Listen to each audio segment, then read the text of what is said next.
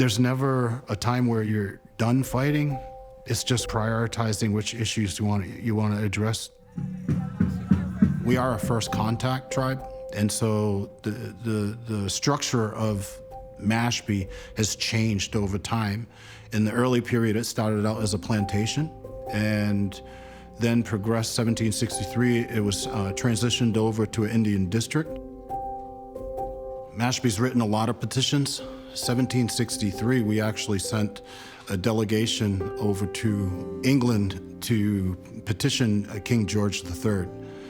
Reuben Cognew was a Mohegan native that came up here to teach in our schools.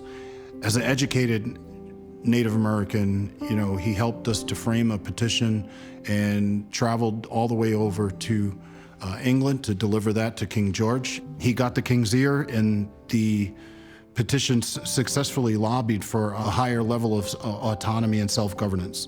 It wasn't implemented, although the king did rule in favor and instructed the colonies to provide a higher level of autonomy. It didn't happen right away.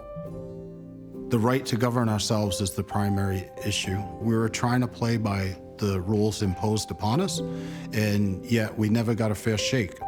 When they recruited us, there had to be some hard decisions to be made at that point in time on which side to serve.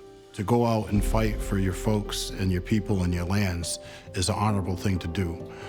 Culturally, by researching, we were able to come up with 67 individuals from Mashpee, the vast majority being Wampanoag, that served in the Revolutionary War. Mashpee had 1 out of every 5. Mashpee had a higher percent than any other town on the Cape. We had 15 Wampanoags that died in the war. They fought in places like Valley Forge.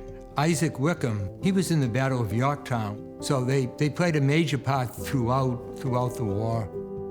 Those who served in the Revolutionary War were entitled to a pension. We can only come up with 2 individuals that actually received a pension.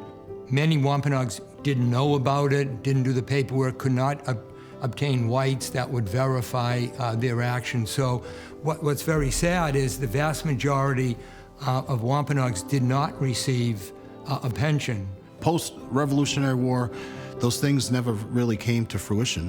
1795 petition is an interesting one because it looks back and it actually cites and references some of the expectations that motivated our men to serve.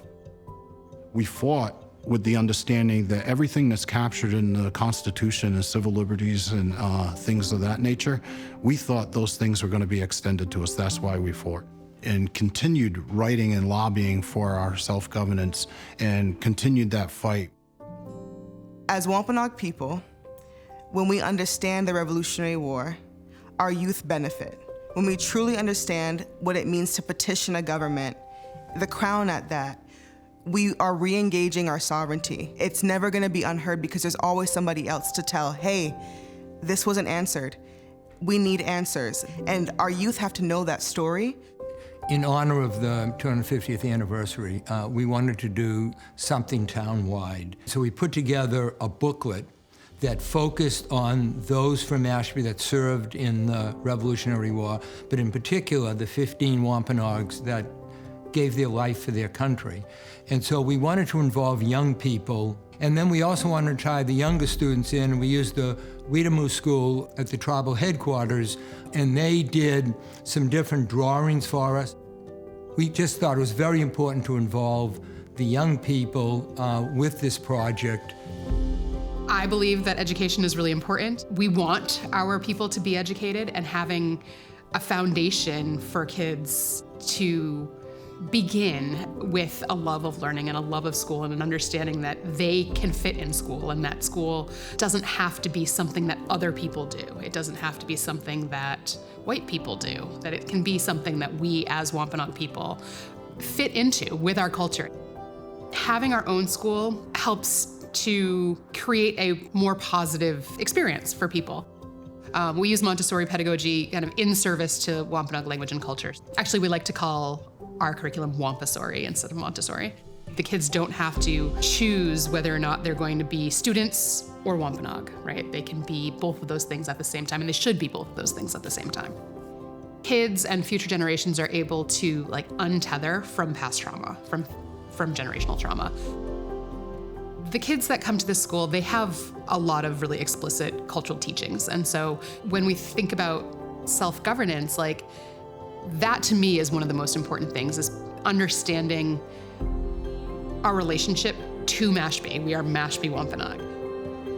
So Wampanoag history, Wampanoag education is everybody's education. So it's up to us to keep the education going, to figure out where there's like disagreement, and to struggle with that and create new opportunities of learning that hopefully look like new petitions, hopefully look like new bylaws, new opportunities for all of us to shape a better future. That's what learning about the American Revolution means for all of us.